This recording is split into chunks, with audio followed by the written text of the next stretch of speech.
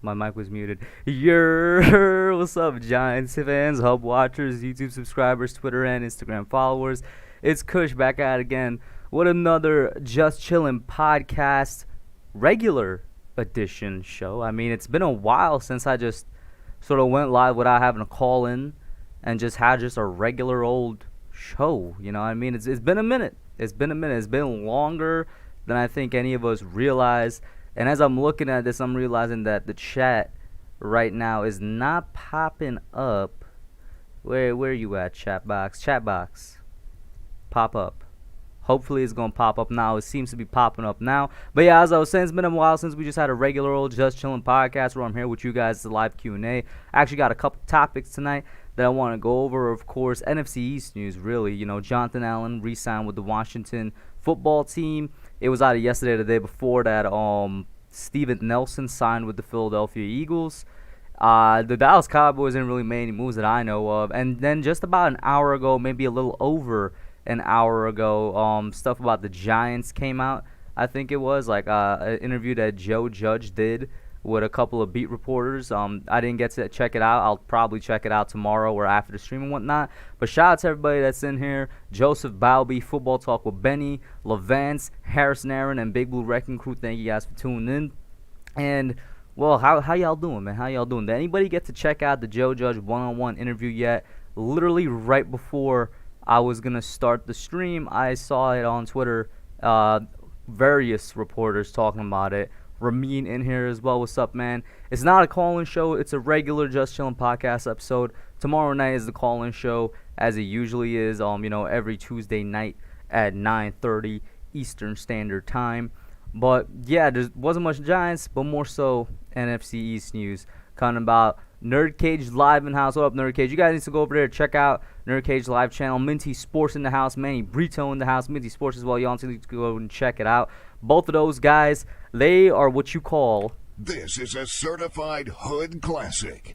Let me know if you guys heard that, because I'm testing out a new soundboard. I always want to add that inside of my streams, but you guys gotta let me know if you actually hear it. Otherwise, I'd have to correct it and whatnot. I bet you guys heard it. That's what's up. Yeah, now I got a couple. I'm gonna play out what I got on the soundboard just real quick, because why not? It's the first time I'm doing something like this. And let me know what you guys think. Right now, I got like 9 sounds on it. So this is the first one. This is going to be a classic one. Bruh. Alright. This is the second one. That's cap! That's cap! That's cap! We have to have one that's cap. This is the third one. Oh! Got a record scratch. This is a certified hood classic. That's the 5th one. What? That's the 6th one. All my basketball fans about to know this one. Russ, did you guys lose this game or did the Jazz win this one?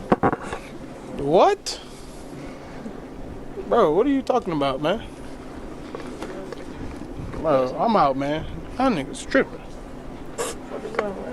Russell Westbrook is an absolute legend. Got an evil I don't know why. The evil laugh one, for some reason, I was like, I had to have it. I have no good explanation as to why. And then the last one.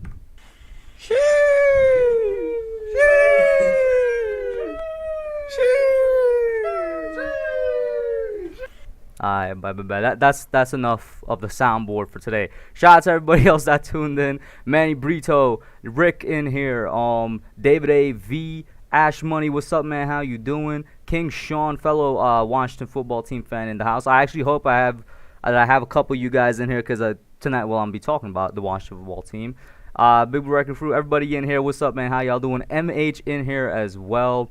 Let's see what you guys are saying. Boy, that's cap is the best. I'm gonna incorporate them. I'm not gonna try to force them. Whenever a time in the stream pops up where I feel like this would be a nice time to drop the sound, I'll drop the sound. Kevin Cronin in here as well. I haven't seen you in a minute, bro. Oh, I probably should add that one, Manny. That's a good one. But which one would I replace? If I add one, I gotta replace one, basically, right? You guys gotta let me know which one I'd replace. And here we go. King Sean starting with the cap already. Jonathan Allen better than Leonard Williams. What a better way than to just shift into the Jonathan Allen slide. All right. So the Washington football team today, they re-signed Jonathan Allen on a 4-year, $72 million deal. Now, Jonathan Allen, he's a good defensive lineman. He's a good defensive tackle, and he's a good player. But to say that he's better than Leonard Williams, I don't know about that, to say that he's better than Leonard Williams. If he's better than Leonard Williams, this is simply what I'll have to do, man. This is my reaction to that. That's cap. That's cap. That's cap. It's cap. Jonathan Allen's not better than Leonard Williams.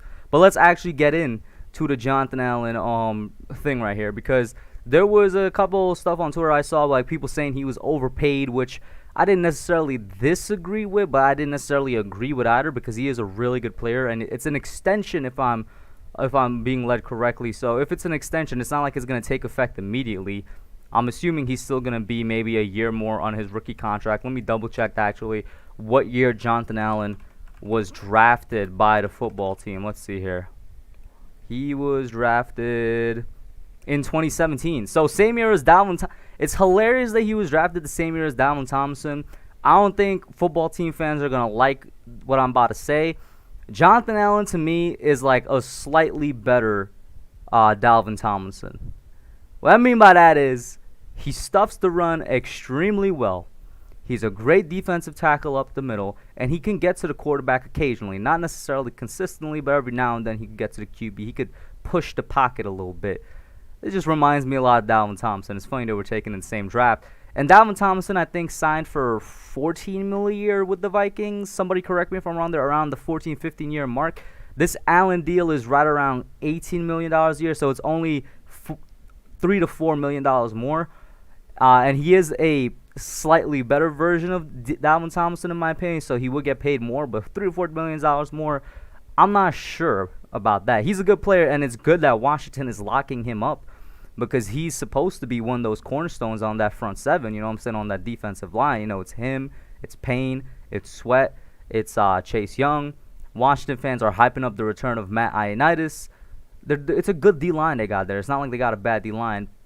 And they did a good job on you know, locking him up. What this means, though, is they're going to have to let go of one of the other guys in the future. It's going to be either Payne, you know, Deron Payne, or Matt Ioannidis, I think, is going to be one of the two. Let me see what's up here. Bobbit, what's up, man? How you doing, bro? Let's see. Big Blue says, Allen's good, but not that good. A stupid deal. So he's saying he's not good enough to earn that $72 million, $18 million average a year. Let's see here. King Sean was laughing. He's saying, stop the cap hub. Allen is way better than Thompson. I said Allen is better than Thompson. I don't know if I'd go as far as to say he's way better than Thompson, but they're very similar players in my opinion. And Levant's back in here, Abraham back in here. You guys let me know what you think. Manny says, I couldn't care less if they paid him $27 million a year, less cap space for them. Manny, I'm with you right there, bro. And like I said, they're gonna need to make some decisions when it comes to the cap as well, because they're gonna have to re-sign Sweat, they're gonna have to re-sign Deron Payne, they're gonna have to re-sign Chase Young. Well, Chase Young is way down the line, but you get the idea. There's no way they're gonna keep all four of these guys, right? So, and King Sean is saying the contract is technically 5 years, $82 million. So there's a fifth year. So I'm guessing, is it a team option or something? We'll see what it is, or is it a player option? Let's see here. Manny says, I'm not gonna lie, I've been paying attention to this. I haven't been paying attention to the NFL because I've been watching a lot of soccer. There's also the Olympics going on. Has anybody been watching the Olympics? You know, U.S. didn't place gold in any sport on day one. That was kind of sad. I mean, you know, we talk about, like, what is it, 48 years straight of placing gold on the first day, I think it was, and all of a sudden, just nothing. I guess it is what it is. The basketball tournament. What's the basketball tournament, Levance? Let me know about that. King Sean says, we picked up his fifth-year option last year, so he's making $10 million. Well, here's the thing about Jonathan Allen. Let's not pretend as if he's bad. He's 8th ranked when it comes to pass rush win rate with 17%, and he has 30 run stops. That's tied second. So like I said, he's a great run stuffing D tackle that could occasionally get to the quarterback. 18 mil, I'm not going to say it's overpay. It's a little more than I would give him. I literally look at it the same way I look at the Leonard Williams contract that the Giants gave Leo. And we're going to talk about Leo tonight as well, because for some reason this Jonathan Allen contract and extension, it got both Washington fans and Giants fans going at each other over Leonard Williams. You had both Giants and Washington fans saying, oh, Leo's overpaid, even though this man does more than Allen does. No disrespect to Jonathan Allen, King Sean. You better stop the cap with Allen's better than Leo. Let me know when Jonathan Allen can both stuff the run and get 11.5 sacks, because that's what Leonard Williams does. He's a really good run stuffer, and he's a really good pass rusher as well. And we'll get into that. But $18 million a year for this, it's not an overpay when you consider what he's doing for the Washington defense. Can they survive without him? I think they can. And that's just a testament to how well they've drafted and how well that they've built that line.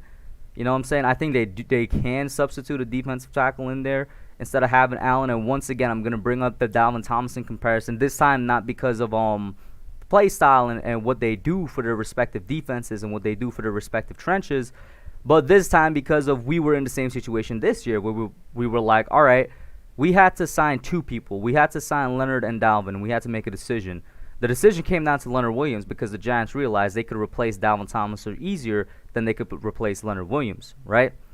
I'm not saying Washington should have replaced Allen, but what I'm saying is in the future, down the line, they're going to have to decide between Deron Payne and one of those other guys, because I don't think they're going to be able to keep all four of these guys unless for some reason Washington gets no type of offensive stars and, you know, all their money goes towards the defense. You know what I mean? Hey, Ligma's in here as well, and thank you, Harrison, for the compliment. I saw it. Let's see here. TBT, the $1 million winner-take-all tournament round 2. So that's what it is. It's literally called the basketball tournament. Whenever I'm at Blink, which is the gym I go to, they always have that playing on, like, Sundays. I don't know if Sundays is the only days it goes on, but they always have it playing. What up, Edward? How you doing, man? King Sean says, yeah, they're important, but they aren't everything. I think you're referring to D tackles or just D linemen. We'll see. Manny says, it's going to be funny when Andrew Thomas, Nick Gates, and Hernandez put their D-line on their butt, but I do like Washington more than the Cowgirls and the Eagles. I can't say that, but I love tweeting it. There's been multiple times when I tweet that exact same thing, Manny. Listen, all respect to this Washington D-line. 100%, they're one of the better ones in the league, but that same D-line only got to sack us once last year. Think about that for a second. Our bad offensive line, and it was a bad offensive line, faced Washington twice, and only one sack was given up. You could put that on whoever you want. You could say that's great offensive line play. You could say that's great scheming. You could say that's really nice, you know, double teams on the edge rushers and then really good switches to make sure nobody comes up the middle, whatever the case may be. That's just a good job by the Giants overall. The fact that they allowed just one sack in 2 meetings with the Washington football team.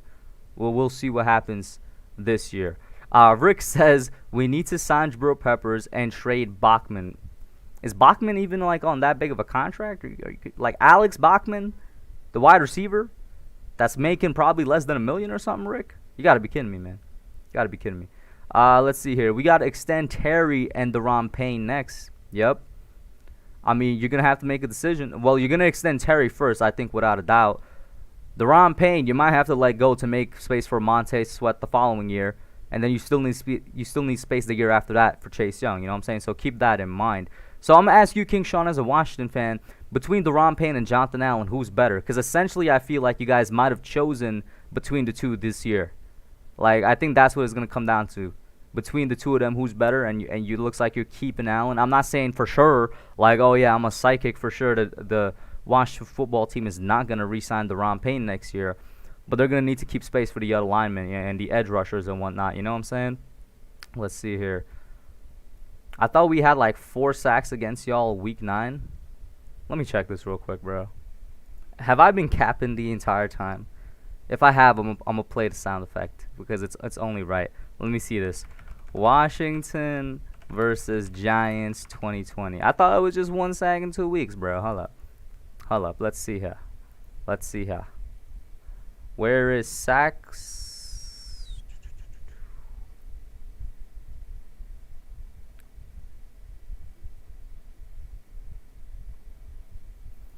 So I'm looking at the box score. Right now. Right? And I found something interesting. That's cap! That's cap! That's cap! That's cap! Apparently, I have been capping. You guys did indeed have like 4 sacks against us week 9. Man, it got quiet in here, didn't it?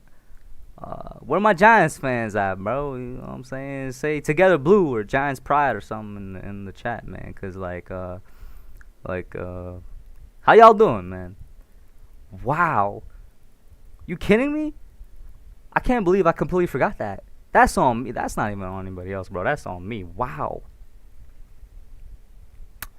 Wow. All right. We still gonna sweep y'all. Like, what we doing out here, bro? Like, come on now. The Giants is still gonna sweep y'all, bro. What we talking about here, bro? The Washington football team, bro? Come on, man. We played Jonathan Allen since 2017. What has that man ever done? Come on, man. We not worried about no Jonathan Allen. Hold on. Let me bring this box score back up, man. This is ridiculous. Why are we out here scared of the Washington football team, bro? We ain't got no. Cam Curl got a sack on us, so that was on a whatchamacallit, on a blitz or something, right? Jonathan Allen had a half a sack on us, so he couldn't even finish the job. Like, this guy right here? Oh, this guy right here? He not touching Daniel Jones this year? You kidding me? He's not touching Daniel Jones this year, bro. I'm just going to let that be known. Shout out to Lucas in the chat. By the way, Lucas, you already know. Shout out to Lucas. He's the reason I have this Blake Martinez jersey. We're splitting it. Yeah, if I'm going to be completely serious with y'all, we are probably going to split with Washington. The only team I can really seriously see us sweeping is the Philadelphia Eagles. And that has a lot of reasons into it. It isn't just because I hate the Eagles probably more so than any other NFC East team this year. But they're probably legitimately the worst team in the NFC East this year. You know what I'm saying? Let me turn up this camera a little bit. My head is being cut out. Bam. I think that's better. Yeah, but the Eagles are the only team I could see us legitimately sweeping. Speaking of which, Manny says, "Nah, I don't care. We're splitting it. It's most definitely the Eagles and Dallas ref pleasers that we got to sweep." We should have swept both of them last year, but yeah, Evan Ingram catch and then the refs in, what was it, week 4 or week 5 of that Dallas game? Crazy. But getting off of Johnson Allen onto a related topic of Leonard Williams now, because here's the thing with Leo. Like I was saying earlier, people are now saying that our extension for Leo or our re-signing of Leo was overpaid. I disagree. We signed Leo to 3 years, $63 million. I think that averages out somewhere around like $22 million a year. No, I'm capping. It's like $21 million a year. Actually, I can't do math right now. But yeah, he's getting paid a little over $20 million a year, $21 million a year. And Leo and John Allen are two different players. Do they play the same position? If you want to get into a technicality, then yes, they're both defensive tackles. Leonard Williams sees himself as a defensive end with good reason. I mean, he rushes the passer like a defensive end, and he plays that role in a 3-4 defense. But they do two different things, right? Leo is a good run stuffer. Don't get me wrong. I mean, when he came here in 2019 in the second half, those last 8 games, even though he didn't really do anything pass rushing rise in terms of on the stat sheet, he was getting a good amount of pressures now. And that was proven in 2020 when he had his breakthrough. But what was shown on the stat sheet was how much he improved our run defense. Leo came here and the Giants finished as a very respectable run defense in the NFL under that, the terrible James Bettcher scheme. But then he broke out in 2020. And in addition to him being an incredible run stuffer, we finally saw what Leonard Williams has been trying to tell everybody, I guess, his entire career, that he can get to the passer when he got 11.5 sacks. And to be honest, he could have had more. Because there was games where he had, like that Seattle game, where he had 3 sacks. There was games where he went missing and he had 0 sacks. So if he could be a bit more consistent, he honestly could have had a bit more last year. Either way, this man was second to only Aaron Donald at his position in terms of sacks. I think he even had more QB hits than Aaron Donald. And I'm not even saying, is Leonard Williams at the same level, better than, or just a little bit worse than Aaron Donald? No, I'm not saying that. I'm saying his production last year was comparable to Aaron Donald's production last year. And that's why he got paid the way he did. And I hope he could continue it. Because if he doesn't continue it and, all of a sudden he takes a major step back, it's a problem. But if he does take a minor step back, that's completely fine. You know what I'm saying? Leo could go out there and he could get... I would be comfortable if Leonard Williams gives us only like 8 sacks this year, if it means that he was providing opportunities for his teammates to get sacks. So, like, he could have 8 sacks because he was getting double-teamed a lot, and those double teams cost somebody like an Azeez Ojulari, a Lorenzo Carter, or even potentially a Dexter Lawrence to get in there and get to the quarterback. I'd be fine with it. So, no, we did not overpay Leonard Williams. And yes, Leonard Williams is better than Jonathan Allen, King Sean, in the chat right now. Let me see what you guys are saying about that. Oh, you still talking about the division? I see. Edward Chan says 4-2 in the division. I would really like if we go 4-2 in the division. I would really like that. That bodes well for our playoff hopes. Levance says I haven't had a haircut in 11 months. Levance, what have you been doing, man? You need to go out there and get yourself a haircut, bro. You need to go out there and just get a haircut, bro. I ain't even got anything else to say. I could only go like 3-4 months without a haircut, one, because my hair grows fast. Or not even. I guess it depends how you look at it. But like within 3 months span, my hair gets back to where I need to get a cut, where like it gets heavy on my head, or I'm like sweating a lot because of the amount of hair on my head, and I just gotta get rid of it. You know what I'm saying? Let's see here. Man said, not to recomment my joke, but Chase Young got manhandled by some guy on one ankle. I won't say manhandled, but Chase Young, listen, my boy Andrew Thomas definitely handled his own against both Chase Young and Montez Sweat playing on one ankle, bro. I've been telling y'all this man, Andrew Thomas, is going to be the truth in his second year, man. He's going to be fully healthy. He's going to have a whole offseason with one, not two, not technically three O-line coaches, with one O-line coach. You know what I mean? And he's going to have that year under his belt to take that step forward. He's going to learn from his mistakes. He's going to carry over what he did in the second half. I can't speak about Andrew Thomas enough. He's going to be fine. You know what I mean? Let's see here. PJ in the house. What up, PJ? He says, why haven't we signed a vet interior offensive lineman, man? We technically did in Harrison. I forget the dude's first name, but Harrison from the Jets and Fulton from the Texans. They're both vets inside offensive linemen. So we did. We signed two. I guess what you meant to say is why didn't we sign two well-known ones or two really good ones? But the Giants do currently have two veteran inside offensive linemen on the roster. I'm not necessarily confident in Lemieux either, PJ, but I'm just going to hope that the coaches are right about him, to be honest with you. I'm just going to hope the coaches are right about him. I would really like to see Lemieux start week one because that means they have so much confidence in him that he doesn't even need any more time to develop. They're just sort of throwing him to the fire. And I hope they're right. That's all I'm going to say. But we do have two vet O-linemen on the roster. King Sean says, gotta admit, Leo had a great season in 2020, but it was only one season. He was decent the years before that. I think 21 mil is a bit of an overpay. And I think Jonathan Allen ain't nothing. And I think 18 mil is an overpay as well. So what we doing here? We splitting hairs. It ultimately is going to come down to, you know, do they both live up to their contract in 2021, right? And like I said before, Leo don't have to get 11.5 sacks again for me to say he lived up to his contract. He could get 8.5. He could get 8. But as long as he's opening opportunities for the other guys to get sacks, I'm fine with it. And as long as he's still stuffing the run like he stuffs the run, because he's one of the best run stuffing DTs in the league as well, I'm fine with it, man. I'm going to be completely fine with it. Let's see here. Edward says Chandler Jones. Edward. Alright, are we really about to talk about Chandler Jones, bro? Are we really about to talk about Chandler Jones? I really don't want to. Edward says Chandler Jones makes our defense top 5. Edward. We were the 9th overall defense last year, and with the additions, I think we're already pretty close to top 5. I see what you mean. Chandler Jones puts us over that hump and like solidifies us as a top 5, but don't tell me you seriously want Chandler Jones, man. Don't tell me that. I do not want Chandler Jones. For those of you that didn't see the vid today, I did put out a video on it today. I'm going to try to keep the reasons short, succinct, and to the point as to why I don't want Chandler Jones. The first and major reason is cap space.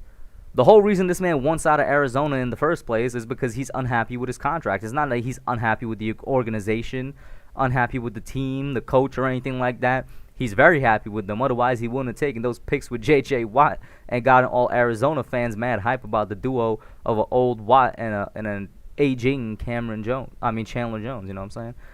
But cap space, right? He wants a better contract. We can't give him a better contract because we can't afford it. We're already having contract issues when it comes to a guy like Jabril Peppers. Like, we haven't re-signed this dude yet. You know what I'm saying? We got a couple dudes on the horizon that are potential re-signs in Barkley and Jones. And if they turn from potential re-signs to definite re-signs, then we're going to be in trouble if we got to do it in Chandler Jones on the books. And I see that you said I drew Chandler Jones for Shepard in a third. I mean, that's a sweet deal. I'd probably do it as well. But would the Cardinals do Chandler Jones for Shepard in the third? You know what I'm saying? That's the real question. And it comes back to the cap space. And then also, I really do think we did a pretty good job with our edge this offseason. I want to see how it performs before I go and say we need a guy like Chandler Jones. And I'm not downplaying him. This man has been one of the best pass rushers of the entire 2010 decade. You know what I'm saying? Just a couple years ago, he had 19 sacks in 2019. That is incredible. I think he had 17 sacks in 2017. He's always had double-digit sacks from the period. I think it was 2014 to 2019, or was it 2015 to 2019? Like 4 or 5 straight years of double-digit sacks. And it wasn't like it was 10 sack season. It was like always like 12, 13. And then you had 19 and 17. It's crazy. But I do like the edge rushers we got right now. And I don't want to see them play first. If you're trading for Chandler Jones, right, you're essentially trading the future for now. It's kind of a win-now move, and I really do see it as a win-now move. I don't think the Giants are a win-now team, and I don't think the Giants are in a position to be making win-now moves, you know what I'm saying? Especially, once again, considering, we got these young guys that are coming up on their own contracts that we should take care of first before we think of getting, older vets those contracts. That's just me, though. What do you guys think? Let's see here. PJ says, I want him to prove me wrong. I'm assuming you're talking about the backups I remember I was talking to you about. You know what I'm saying? The inside linemen, or Shane Lemieux probably specifically. What up, Mike Nixon in here? How you doing, man? And Benny's back as well. Let's see. Giants 6-0 in the division this upcoming season. Guaranteed Joe Namath style, yo. This man is giving me the Broadway guarantee, Levance. I hope you're completely right. You know how incredible it would be if we go 6-0? It's not happening. I won't say it because it's the NFC East. It's always going to be a tough and close division in the NFC East. But I would be amazed. I would be super glad if that happened. Rick, you got to be. That's some cap. I don't even know about that, man. That's not true. I can't believe that. King Sean says, didn't we backload Leo's contract? Let me pull that up real quick. Leonard Williams contract. But let me go to Spot Rack to the breakdown for it, the year-by-year breakdown, that is. And so he's getting 11 mil this year, 26 next year, and 25 the year before. So yeah, it's technically a backload, but it's like 26 and 25. That's almost like a flat deal in years 2 and 3. You know what I'm saying? With the typical backload, it gets higher with each year. It gets higher next year, and then it's like levels out in 2023. So technically a backload, but at the same time, it's kind of like a flat contract in my opinion. With the because he is getting 26 mil this year, but so the cap hit, those were cap hits, right? The cap hit is 11 mil, then 26 and a half, then 25 and a half. But the yearly cash he's getting is 26 mil this year, 19 mil next year, and then 18 mil the year after. So what that's saying to me is that they're doing a lot of finagling with guaranteed money and bonus money, which means I'm trusting whatever the Giants are doing. Because the yearly cash to the cap hit are like the exact opposites. So, I mean, the Giants, they're just working really well with bonuses and with guaranteed money, in my opinion. What up, Diggy in the chat, man? How you doing? You guys need to go over there. Sub it up to Diggy546. When you go over there, you could always expect this right here. This is a certified hood classic. From Diggy's channel, bro. Trust me. But, yeah, that's what Leonard Williams' contract is looking like. Let's see here. You guys are still on Chandler Jones, bro? Come on now. I really don't want Chandler Jones. Oh, that's a really good question, Benny. I'm going to answer that in a second. Let's see here. He isn't regressing. He tore his ACL last year, but it would make sense if we trade for him. Judge has ties with him back in New England, so does Ryan. The only ties Judge got with him is that they were both in the New England organization. I said this in my video. They could have interacted with anywhere within this range. They could have had absolutely zero interactions and just be part of the same organization. They could have had like 1 or 2 interactions because, Judge was a coach there and, they would pass each other. Or the most, the most positive outlook is that they had a lot of interactions for some reason. Here's the thing. Why do you want to give up the future for now, Edward, would be my question. Because to get Chandler Jones, trust me when I say they're not going to take Sterling Shepard in the third. They're going to ask for Azeez Ojulari. And if they ask for Azeez Ojulari, I'm not doing the deal. But if somehow, some way they don't ask for Azeez and they say, you know what, give me Lorenzo, give me, O'Shane, give me those young guys, and give me, like a third and maybe like a future second or something. Because Chandler Jones, I feel like a third and Shepard is going to be too little to get him. He's one of the best edge rushers in the league. You got to remember that. If they ask for that, maybe then I consider it. But still, it's like, what are we having for? A 1-year rental, basically? What are we going to do in that 1 year? I don't think Chandler Jones takes us to the Super Bowl. I honestly don't. I mean, I know I low-key been capping. I've been saying since like last year, May, that the Giants could win the Super Bowl. We could. Every single playoff contending team can technically win the Super Bowl. But if we're going to talk realistically here, I don't see Chandler Jones being that missing piece because we're not in that step of the process yet. You know what I'm saying? It's the same thing like with the Aaron Rodgers thing is what I'm looking at. You're trading the future for the now, but we're not in a position to do that. You know what I'm saying? That's what I'm saying. That's me. Let's see here. Chandler would be an interesting addition, I have to admit, as Wolf Juan says. Yeah, we did backload technically on the cap hits, but on the cash, it's like front-loaded. I got to look into that more and see what it is. Once again, definitely playing with guaranteed money and bonuses. I would trade Ingram, O'Shane, and a second for Chandler Jones. The Cards need a tight end, and we have two first, so we really don't need a second. I wouldn't mind that at all. I mean, if the Giants do it, it's not like I'm going to come on here and say it's a terrible move because that actually, you know, if we're talking value-wise, that's not a bad move at all. It's just that he's going to be here for 1 year. And it's like, why would we have a 1-year rental on him? Because, once again, how far is he realistically going to help us go into the playoff? Like, listen, if we do this and we win the Super Bowl, obviously I'm going to come on here and eat crow. But I don't think Chandler Jones makes us a Super Bowl team. Am I the only person that feels that way? Like, I can't be the only person that feels that way. Let's see here. Lewis in here as well. Jones would be amazing for experience. It would be a fantastic mentor for Carter and Aziz. That's a really good point. If he comes in here and he turns into a great mentor and great teacher for those guys, if he turns into, he will turn into that. That will be pretty amazing. Because we don't really have a vet edge rusher. Unless you count Odenigbo. But he's actually not that far off from those guys in age. I wanted Marcus Golden to be that, but, you know, we ended up trading Marcus Golden, like, week 6 last year. So, I mean, hey, that's a good point. That's a good point right there. Lamar Santos says, what up, Big Blue family? What up, Lamar? How you doing, man? Diggy says, everybody plays special teams in New England. Judge had to interact with him a lot. Everybody plays special teams. Yeah, a good amount of them do play special teams. And I do think Judge was there his rookie year. So his rookie year, for sure, he played special teams, 100%. And he definitely had interactions with Judge there. So there's that. There's that. They definitely did cross paths, 100%. They're not going to ask for Aziz because Jones doesn't have a lot of value because it's only 1 year. I hope they don't. I wouldn't be surprised if they do. I mean, they're giving up their best edge rusher and not getting a replacement. The Cardinals ain't stupid. They don't think J.J. Watt is going to replace Chandler Jones right now. J.J. Watt isn't as good as he used to be, and he isn't as good as current Chandler Jones. You know what I'm saying? Bobby Murphy in the house. What up, Bobby? How you doing? Local Eagles fan in here. We got a comp if Jones leaves. Are you sure about that? Please double-check that. And it's going to be a third-round comp for sure, but please do double-check that. I'm going to say that. So, all right, now I got 2 people asking what am I looking forward to at training camp. So, give me a second. Let me just grab a bottle of water real quick. I'll be right back. This is going to take like 5 seconds. Trust me. But I'm going to answer that question. Let me just grab a bottle of water real quick.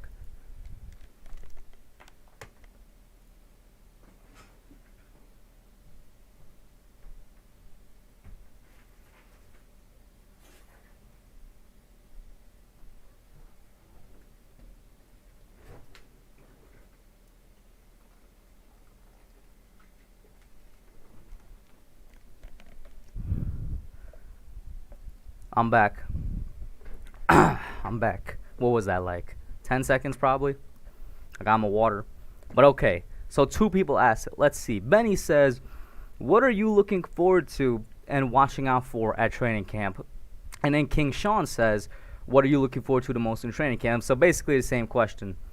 I cannot say anything else but the offensive line. It's not even like I'm necessarily looking forward to it. It's the second thing. I am watching out for the offensive line 100% at training camp this year. I got to look at them and I got to see where we're at because I need to know why the coaches have so much confidence in the young guys. Specifically, you know what I'm saying, the inside. Like, I got confidence in Nick Gates. I think as of right now, Nick Gates is our best O-lineman. Although I do think Andrew Thomas, once he gets, his feet set, and he gets back onto the field healthy, I think he will become our best O-lineman. So those 2 I got confidence in 100%. Will Hernandez, I'm a little shaky on. I'm not sure.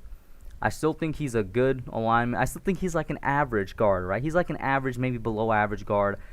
I would love for him to be an above average guard, but we'll see how that plays out. So I'm a bit shaky with Will Hernandez. Matt Peart, I literally don't know what to expect from him. I want it to be good things because of, what I saw when I was like looking at him in that 2020 offseason and I mocked him to the Giants. And then I do like Matt Peart a lot. I do think he has a lot of potential, right? We have to see if he fulfills that potential. So it's Matt Peart and then Shane Lemieux, the right guard, who I'm like, he's a great mauler. He's a great run guy. He really needs to work on his pass blocking. I'm just not sure if he could fill in for Kevin Zeitler, who is essentially the guy that he's replacing, right? So the right side, honestly, is what I'm worried about. I'm worried about Matt Peart, even though, once again, I do think he has the potential to be good. And I'm worried about Shane Lemieux. But the Giants coaching staff got so much faith in them, man. It could almost convince me just off of their faith alone to, go along and have the same faith with them. But I got to... It's sad because I don't think reporters are going to be covering training camp like they used to in terms of like how in-depth they used to go with it. They used to give like play-by-play reports of everything that happened in training camp. I've read that Joe Judge is going to kind of limit what he wants the media to talk and write about, which I'm not sure why, but at the same time, I wouldn't be surprised if Judge actually does do that. You know what I'm saying? It's just a rumor. So I'm not sure how much of training camp we're actually going to get exposure to. I want it to be a lot. I want it to be the same amount as it was in previous years, but unfortunately, not only are we not going to have fans there, but we might have just limited coverage from the beat reporters, which, man, that just makes me kind of sad. But the one thing for sure I'm looking out for is the offensive line. But what about you guys? What do you guys? Let me know right now in the chat what you guys are looking forward to in training camp. Let's see here. Camp starts tomorrow, bro. Camp starts tomorrow. Manny's asking. Yeah, tomorrow. Do you know what type of coverage there will be of training camp? Like I said, Benny, I read like in an article, in a couple articles, that it's potentially going to be limited coverage, if that's what you mean. You're talking about media coverage, right? It's going to be potentially limited coverage from the reporters because Judge wants to, like, not necessarily, I feel like control is the wrong word, but he wants to kind of filter what gets reported and what doesn't. I don't know why. Is that a strategy thing? Does New England filter what gets reported out of their training camps? Maybe it's some from New England. I'm not sure, man. Let's see. When will Tony be back? Good question. I have no idea because I don't know if he's vaccinated or not. If he's vaccinated, I think it's a longer isolation period than if he's unvaccinated, it's a longer isolation period than if he's vaccinated. So hopefully he's vaccinated and we'll see what happens. Biggie says Hernandez is right guard. Remains to be seen, but that is the feeling. That is what I've been seeing a lot. That Will Hernandez is going to be shifted to the right side and Shane Lemieux is going to be on the left. Once we see them line up like that, I'm going to be 100% with you. But yeah, no, I know what Diggy's saying. Because we saw that basically during the last stretch of the season. And everything is pointing towards Will Hernandez being on the right side this year, which is going to be interesting. It's going to be interesting for sure. I mean, Andrew Thomas and Shane Lemieux did perform very well together when they were playing on the same side of the line. So we'll see how that happens. And unless anybody else puts in what they're looking forward to for training camp, I'm going to go on to the next thing, which is Eagles and Steven Nelson. So let me bring this up real quick. Where is he at? Is it this one? Yep, there he is. So the Eagles signed Steven Nelson to a 1-year, $4 million deal, right? This improves the Eagles secondary. They are no longer hot garbage on fire secondary. They are now just hot garbage secondary. The fire has been put out, but they are still pretty bad. I don't think they're one of the worst secondaries in the league anymore, but they ain't one of the best. They ain't in the positive. They're not in the green, so to speak. You know what I'm saying? The Eagles secondary is still like bottom 10 in the league, bro. Trust me. Before this, they were probably like bottom 5. And now they're like bottom 10. They probably moved up like 1 to 3 spots. I mean, Steven Nelson, he's an improvement. There's not much to say. Like, I'm really trying hard to not, hate on the Eagles, bro. I really am. I'm trying hard, but like, What's this man finna do for y'all, bro? What is he gonna do for y'all? This is that same guy that got burned by Darius Slayton week 1. You know what I'm saying? For that touchdown. Darius's best play of the season was in the very first game, Monday Night Football, against Steven Nelson. By far, it was his best play of the season. What was that? A third of Darius Slayton's touchdowns came against Steven Nelson, bro. One of Daniel Jones' best play of the year. One of DJ's best throws came against this guy. He's an improvement, once again. But improving for what the Eagles secondary was isn't exactly hard to do. You know what I'm saying? That's just me. That's just me, chat. You guys let me know what you think, but that's just me, bro. I mean, I don't really see him doing much. I think they added another defensive back as well, a safety. I gotta check and see. Let me pull up the Eagles depth chart right now, bro. Let's pull this up. Philadelphia Eagles depth chart. And then let's go to the secondary. So they got Rodney McLeod, Anthony Harris. They're 2 starting safeties. They got Darius Slay, Steven Nelson as their 2 outside safeties. And then I'm guessing Avonte Maddox is going to be playing the nickel. You know, the slot, I mean. Right? I'm assuming Avonte Maddox is going to be playing the slot. To be honest, the best addition they made was Anthony Harris, in my opinion. And even then, I still didn't really look at their secondary as a threat. And now they make the addition of Steven Nelson. I mean, hey, it's still like a bottom 10 secondary in the league, in my opinion. Maybe I have to go through every single team and see. But it's still... Yo, actually, chat, actually, between the Philadelphia Eagles and the Dallas Cowboys, who has the worst secondary right now? You guys let me know.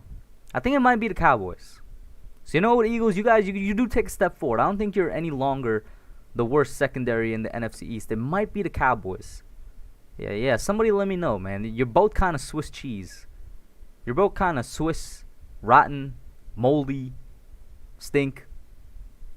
We'll give you diarrhea cheese. That's kind of what both of y'all secondaries is like. So we got 2 Cowboys so far.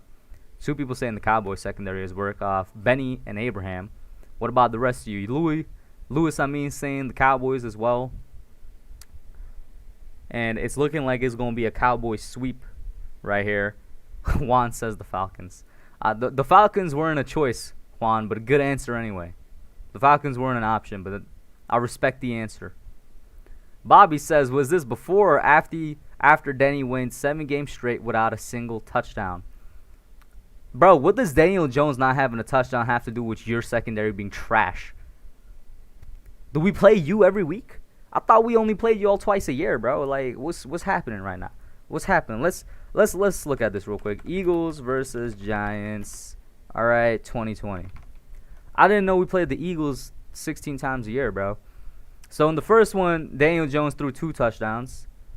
In the second one, Daniel Jones didn't have a touchdown passing, but he had a rushing touchdown. Either way, your secondary is trash, my guy. Like, what are you talking about? Jalen Hurts season? Jalen Hurts ain't gonna do anything, man. But listen, I agree with Bobby on this, bro. I'm gonna tell you this. I agree with Bobby on this. It's very harsh to say Jalen Hurts is gonna be the worst quarterback in the league because you just haven't had enough sample size to give proper judgment. But it's also very stupid to say he's going to be one of the best quarterbacks in the league, like a top 10 quarterback in the league, because of the same exact reason. We got like no kind of, sample size on him. Come on now. I did see what the Giants just posted. It said Giants X Marvel. I have no idea what it means, but tomorrow the Giants are doing some type of reveal or something. They're doing a collab with Marvel. I mean, Daniel Jones, let's see. Who would he be from Marvel? Spider-Man? Nah. Thor? Probably? I don't know. Who would Saquon be? Who would Saquon? The Hulk? Or would the Hulk be like a defensive player? Maybe the Hulk is Leonard Williams. But who would Saquon be? Who would Daniel be? Who would Saquon be? Maybe Kenny Galladay is Spider-Man because of the leaping ability. I'm not sure. But I have no idea what the Giants X Marvel thing is about, bro. Or like, what are they doing? They making a movie? Is it just going to be them in costumes or something? Like, I have no idea what it is. I'm not really excited for it. I'm just kind of confused and intrigued by it. I'm be honest with you. What up, 3 Dot? How you doing, man? It's been a minute. I'm good. How are you? Let's see. Juan says the Cowgirls. Never called them the Cowboys. Well, they're the Dallas 8-8s, somebody told me today. And I completely agree with that. The Dallas 8-8s, man. Let's see here. Hurts finna hurt the Birds even more.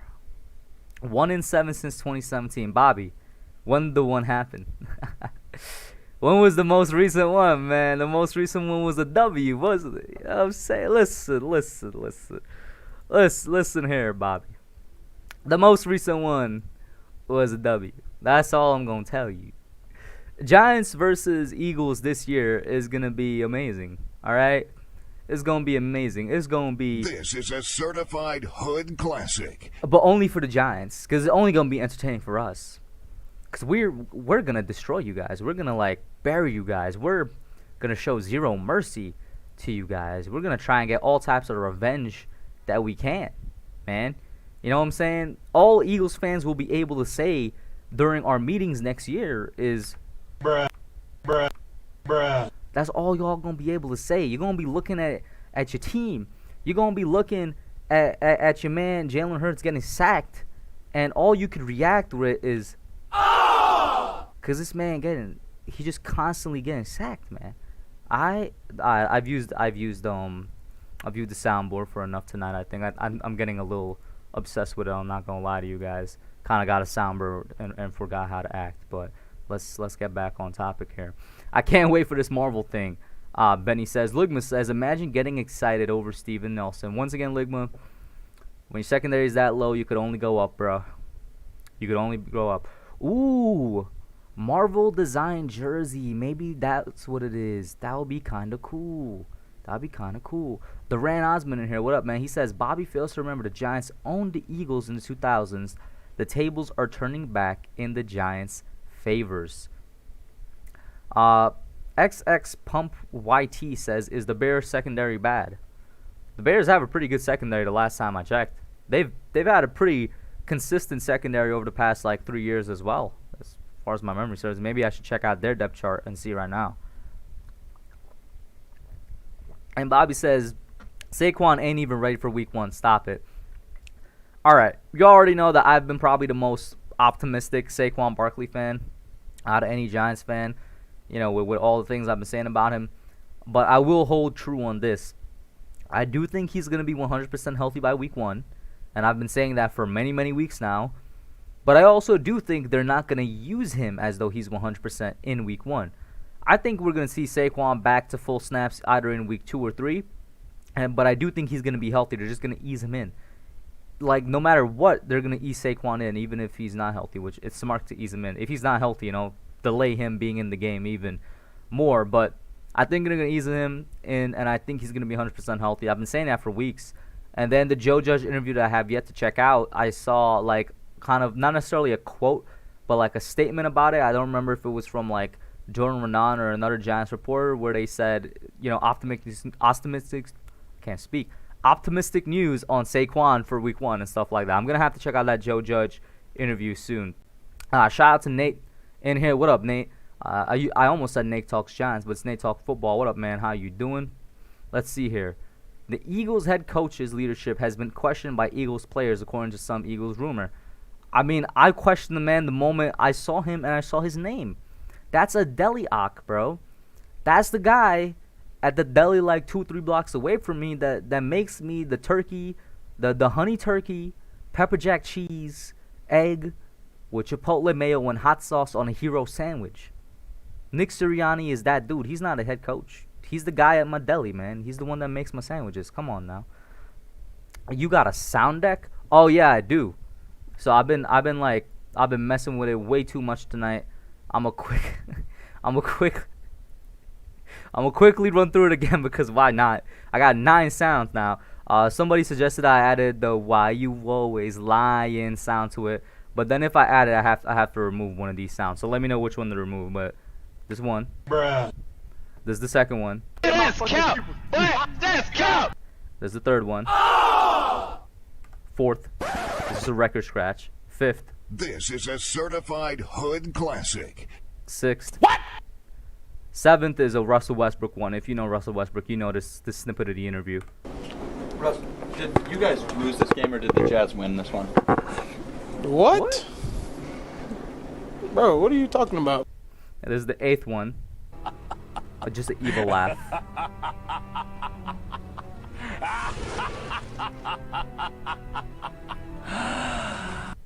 And this is the 9th one.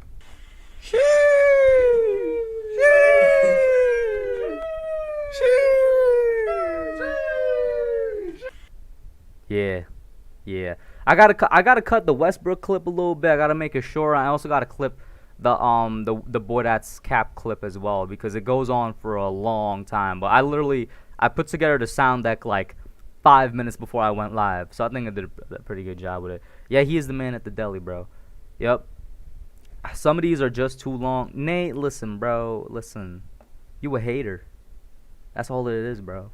Certified hater of the week. Nate Talks Giants. Or Nate Talks Football now, I should say. But speaking of the Giants, Nate knows I'm joking with him. And speaking of cornerbacks, another thing I saw online Twitter today that was absolute cap. Oh! Yo, I gotta get the You're Not That Guy sound clip. I gotta get the You're Not That Guy. I can't believe I forgot that, bro. Yo, King Sean was in here earlier, and he was spitting cap, and I played the Boy That's Cap sound clip, because he was saying that Jonathan Allen is better than Leonard Williams, alright? I should have played this for Jonathan Allen, bro. You're not that guy, pal. You're not that guy. You're not that guy. That is going to be so useful in the future. Oh, man. I got to think about which one I'm going to replace. But, I mean, I'm probably not going to use all of them anyway. That's a really good recommendation right there, Duran. Oh, that's a good one. But in other cap that I saw today on Twitter, other than people saying that because Allen got 18 mil a year, Leonard Williams should have gotten around 18 mil a year, even though, Leo does more. Other cap I saw was that William Jackson III is better than James Bradbury. Listen, William Jackson III is a good cornerback. He's a really good cornerback, in fact. He's not better than James Bradbury. And this is not all Washington fans.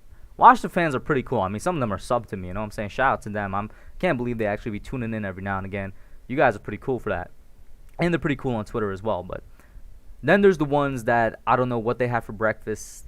I don't know if they took a drive through the nuclear factory and inhaled some fumes or something.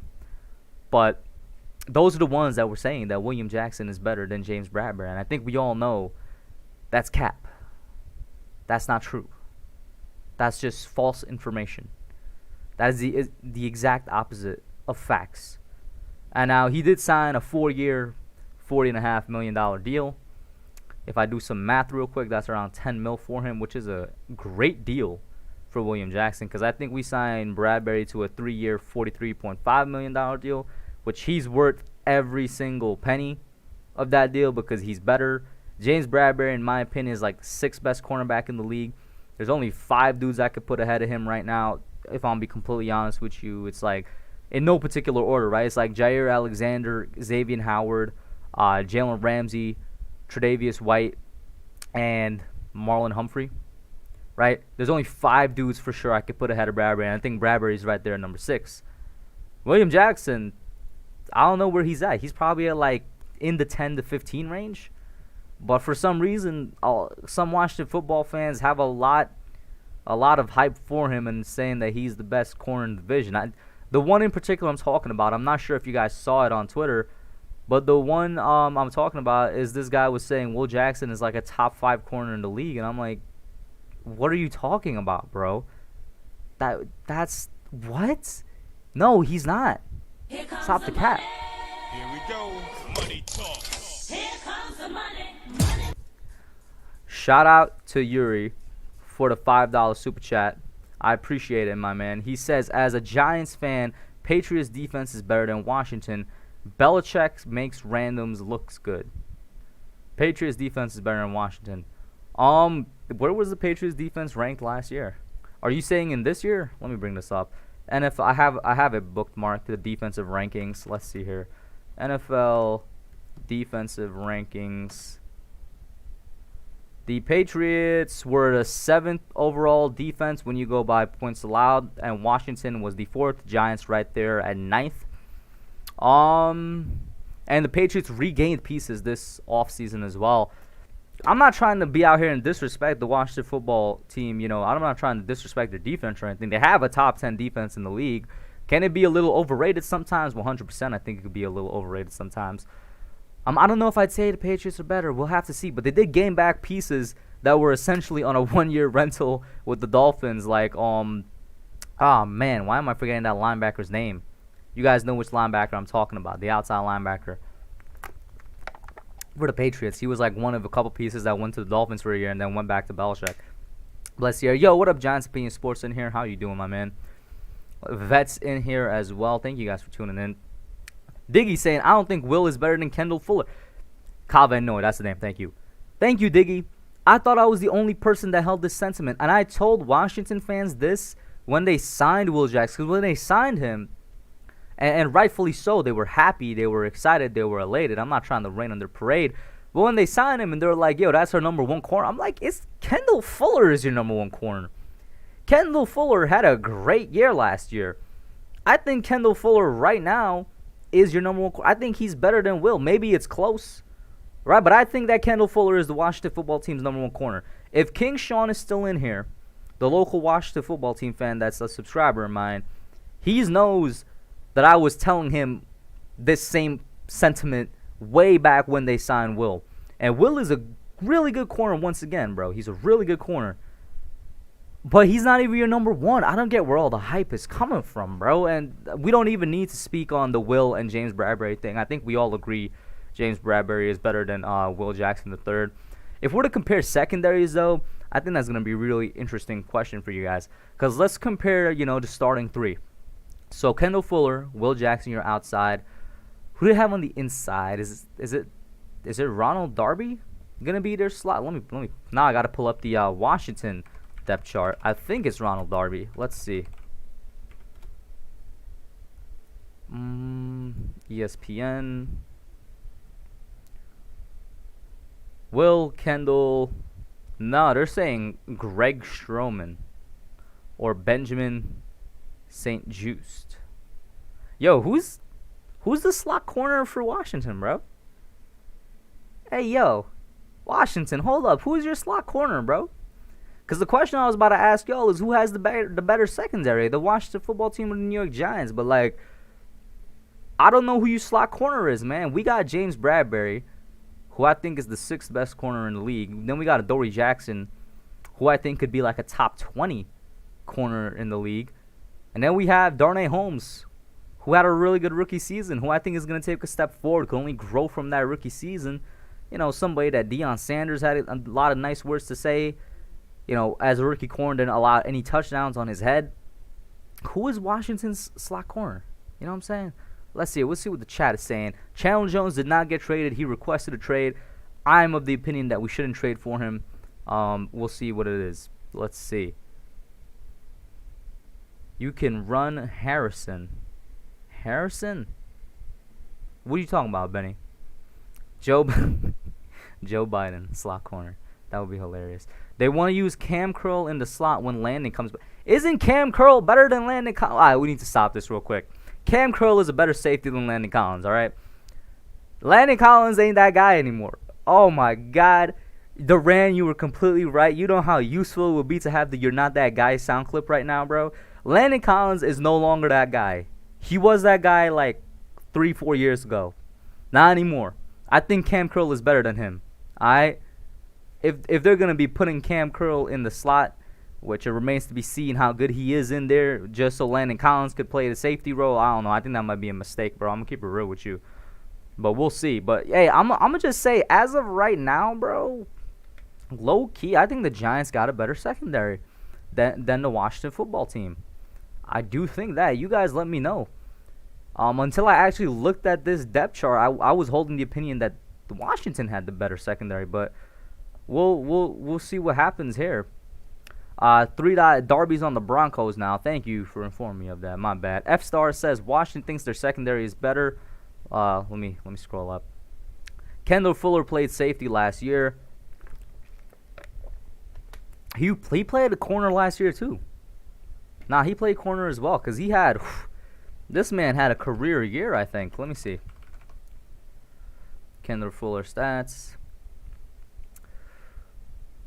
Yeah, last year it says he played left outside corner. Man had 11 pass deflections. That's pretty good. And I think he had like 4 interceptions. Maybe he was playing both, but I remember him playing corner for sure last year. Let's see here. Giants have the best secondary in the NFL. That's a very lofty statement, but I hope it's true. I do hope it's true. Edward says, if we're talking overall, Bradbury's probably around 10. I forgot about Gilmore. So if I still put Gilmore ahead of him, he's at 7, bro. He ain't at 10. What are you talking about? There's not 3 other dudes that's better than him. Orange says, the Bills are interested and worked around Stephon Diggs' contract to acquire a defensive player. So you're saying the Bills might get Chandler Jones? I'm guessing that's what they were talking about. Joseph says, we low-key have a top 5 secondary in the league, no cap. I think we do. I mean, I would say we do. The Ravens are up there. I think we're up there. I think the Bills are up there. Maybe the Bears are up there. I'm trying to think in my head. There's definitely teams that is just slipping my mind right now. The Bucks are probably up there in terms of secondary. Yeah, I'd say we have a top 5 to 10 secondary for sure. I would say that. I don't know why they like Landon Diggy. I don't know about that, man. James Bradbury played like the best cornerback in the league to me last year. I mean, that's 100% a lot of bias coming out from me as well. I think he was the best cornerback in the league last year. That's all. I'm not going to even cap with y'all. I'm not going to lie to y'all. My blue lens is on when I say that I think James Bradbury was the best corner in the league last year. And completely true, Giant Opinion Sports. Landon Collins should have bulked up and moved to linebacker years ago. 100%, man. Peace out, Bobby. Is Bobby gone? I see Joseph saying later, Bobby. Did I miss his like goodbye message or something? Peace out, Bobby. If you're dipping, my bad, bro. Yeah, bro. I'm very thirsty. It's like super hot in here. I'm like taking a sip of water every 10 seconds, man. I don't know. Maybe it's because I got the fan running, because it's just hot. Because I don't want to sweat. But because the fan is running, it's like going directly into my mouth and nose, so it's making my throat dry. I think that's what it is. Let's see here. Ooh, Diggy's saying the Giants have a better secondary than the Bucks. Huh. Let's see. Oh, Bobby said it before the super chat. Let's see. I'm looking at it. Ah, Bobby. Okay, yes, I do see it. Yeah, Bobby, I'm sorry about that, man. And like I said before, I'm always... Because the last time you did come on and you said, I think it was on a call-in show. I'm really sorry for your loss, man. I have no idea what it's like to deal with that, but I hope you're good, man. I hope you got people in your life that's helping you out. I know that we only know each other through the YouTube, but you could always hit me up on Twitter or Instagram or something. I'm always willing to lend an ear, man. But that's really unfortunate, bro. I hope you're holding up well, man, and I hope the family is holding up well as well, bro. But hey, man, just know, man, I appreciate you, man. You're a great supporter. Love having you in here, bro. You're one of the good ones, man. You're probably the best Eagles fan I've ever met, and I haven't even met you. You know what I'm saying, bro? Well, it's all good, bro. All good, Bobby. I really hope everything's good in your life, man. But hey, thank you, Nick, for letting me know where that was. Yeah, man, you definitely got my condolences, man. I know that you said you were battling for a while, but yeah. And I don't want to keep the mood too down here. If you guys want to know what it is, just simply scroll up. But to get back to football a little bit, Yuri is saying Ramsey, Gilmore, Howard, then Bradbury. So Yuri actually has Bradbury ahead of Tre'Davious White, ahead of Jair Alexander as well. I'm surprised by that. I don't know if I'd put him ahead of those two guys. Those two guys are some dogs in the NFL, Yuri. Definitely some dogs in the NFL.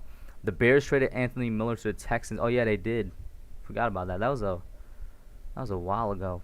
That was a while ago, huh?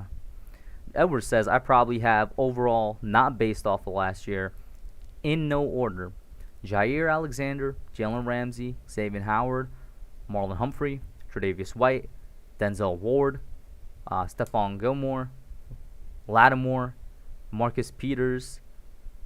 Wow. Okay, he's saying not based off of last year, just overall. Just overall, yeah, I guess I can see that.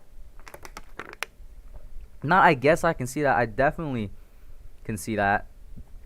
But if it's based off of last year, then then yeah, I'd still have Bradbury at 6 or 7 if we're talking the 2020 season. Overall, though, for sure, those guys, those are some hard hitters that you listed out there for sure, man. The only player that made James Bradbury look bad last year was Chase Claypool. Week 1, 2020 Monday Night Football. After that, Bradbury shut everybody down the rest of the season. Yeah, Levans, I can't really think of any matchup other than Claypool and then in the 49ers game when we were getting blown out. But, like, at that point, we were already getting blown out, right? So, that's really the only time that James Bradbury struggled, week 1 and the 49ers game. But once again, we were already getting blown out. The game was already over, you know what I'm saying? Yeah, I think Bobby did leave, but he definitely appreciates all your condolences, man. And Giants Opinion Sports, my condolences to you as well, man. He lost his dad, bro. He says it's been rough. Hey, man, I hope you guys are good, man. I hope your family's holding up well as well. And once again, same thing I said to Bobby. Might be strangers, but my Instagram and Twitter DMs are always open to listen to y'all if you just need to talk to somebody, you know what I'm saying? The Rand says, if Philly wants to trade for Watson, okay, let's talk about this for a second. Deshaun Watson. I thought this man wasn't going to play football this year. And maybe he isn't. But this man is showing up to training, or not showing up to training camp. What was it that happened? Is he showing up to training camp, or was it just a report that says he's expected to show up to training camp? Whatever the case may be, how does Deshaun Watson right now still have a starting job? I'm kind of confused by that. Now, listen, I know it's just allegations, but when you got like 22, what did they say, 22, 23 women, separate women coming out and talking against him, bro, this isn't like a Zeke Elliott situation where it was like one allegation, Zeke turned out to be, innocent, and the girl was just trying to get some money out of him. This is not one of those situations. This is 22 separate people coming out against Deshaun Watson. I think it's all but a done deal that this man is guilty of something, bro. He's guilty of something. And for the longest time, I was wondering what was going to happen with that situation. You know what I'm saying? Like, are they going to release him? Is the NFL going to do anything about him? Are they going to wait until his case is over? Whatever the case may be. Diggy says, I'm just here so I won't get fined. How in the world is he going to, like, show up as if nothing's wrong? And the Texans are, like, allowing him to show up. And the Texans are out here, like, listening. They said, oh, yeah, we're listening to trading talks for Deshaun Watson. Bro, what team is about to trade for him? Do you know what kind of PR nightmare that's going to be? You know what I'm saying? That's a bad look, man, to trade for Deshaun Watson. He's a talented guy for sure, but he kind of threw away his own career. I'm not going to lie to you. That's such a... The dude is guilty of something, man. I was on his side initially because, a lot of things seem fishy. Like the guy, I think the lawyer that was coming out against him is the friend of the owner of the Houston Texans, and we all know Deshaun didn't want to stay in Houston. So at first it seemed fishy, but then it became like 22 separate people, and it's like, all right, Deshaun, you definitely did something, man. I don't know what it is. Any team that trades for him, they might be scumbags, bro. I'm just going to say that. And if somehow, some way, this man is proven innocent of all 22 allegations, I will admit I'm wrong. But do you know how crazy that is? You got to have the best lawyer in the world. Now, granted, Big Ben is probably my least favorite quarterback in the NFL, specifically because he was in a similar situation early on in his career, and he got away with it. We all know what Big Ben did. I don't need to restate it, but that's why I absolutely hate that dude. You know what I'm saying? He's somebody that actually shouldn't have a job in the NFL right now, but yet he continues to have one, and he's going to end up being a Hall of Famer and whatnot. That's just me. He should have lost his job like 15 years ago. It is what it is, man. Diggy says, I think they were covering it up before, and when he asked for the trade, they exposed him. I think so as well. I definitely think that the Texans owner was helping covering up some of Deshaun's dirty tracks. And as soon as that man said, I don't want to be here anymore, the owner was like, I'm going to expose you. Which the owner should go to jail as well. But, like, we all know how millionaires and billionaires work. They don't really see jail time like that. They just kind of get away with it. Yeah, it's just too much for you to continue being on his side. You know what I'm saying? Yo, the orange said Deshaun Watson to the XFL, bro. That's hilarious. And Bark Naxty in here. What up, Bark? How you doing, man? Yo. How you doing? I hope you call in tomorrow, Bark. You know what I'm saying? It's, for the call-in show tomorrow. But yeah, the whole Deshaun Watson thing, kind of wild to me. And then I'm seeing from the chat here, you guys are saying that he's rumored, like the Eagles are rumored to be interested in him, or the Eagles are rumored to try and, you know, make a trade for him. Philadelphia, are you serious, man? Like, listen, I know I call you Philadelphia as a joke, but if you get Deshaun Watson, you're really gonna be Philadelphia. You're gonna live up to the name. Don't do it, Eagles. Don't do that. Do you want me to say Jalen Hurts season? Do you want me to say Jalen Hurts is gonna be a top 10 QB for you not to do that? I will do that. I will say it's Jalen Hurts season. John, because I think John is a Philly slang. I will say Jalen Hurts is that John. But don't trade for Deshaun Watson. That's not the move, Philly. Or I should say filthy. Come on now, man. Come on now, man. This is crazy. Let's see here. Durant says if ownership was culpable, NFL should Donald Sterling his butt. Yeah. You know, it's funny. The only owner in the NFL that's under any heat, with good reason, is Dan Snyder for Washington. And even Dan Snyder had a similar situation this past summer. But as we've seen, that low-key kind of blew over. This man stayed getting away with everything because he got money. Like, I know this NFL stream, but we're really about to get into some, like, classism and economics type thing, bro, where it's like if you got enough money, you're gonna get away with anything, man. Dan Snyder's been a scumbag for years. He just got away with his own allegations just this past summer, or was it last summer? Whatever the case may be, I really don't care. Now you got Deshaun Watson. I forgot who the owner of the Texans is. He's about to get away with his. They're gonna sweep that under the rug. Remember when Robert Kraft got away with his? And Robert Kraft, before that, I always looked at him like a cool dude. You know what I'm saying? He was kind of a player's owner. Then he had that whole situation with all the hookers, and I'm like, yo, this man's really getting away with some illegal activities, bro. Like, come on now. Anyway, I mean, this kind of a, I don't know if it's a pet peeve is the right word, but like I said, that gets into a lot of stuff of just society in general. You know what I'm saying? Classes and economics and whatnot. Yeah, man, people forget Robert Kraft with the massages, bro. Maybe Robert Kraft was the one that showed Deshaun Watson how to get the massages. Giant Opinion Sports says, I only had an Eagles fan at GameStop tell me that the only way I'm going to see a Giants win this year is to buy Madden. I told him the broom is coming. This man is that GameStop fan, bro. Let me just say there's a reason he working at GameStop, bro. Eagles ain't doing nothing. They going like 4-13, maybe 5-12 at best, bro. That's what I'm saying, man. Yeah, he cut AB for for calling him out. Is that why he cut AB? Yo, Diggy, are you serious?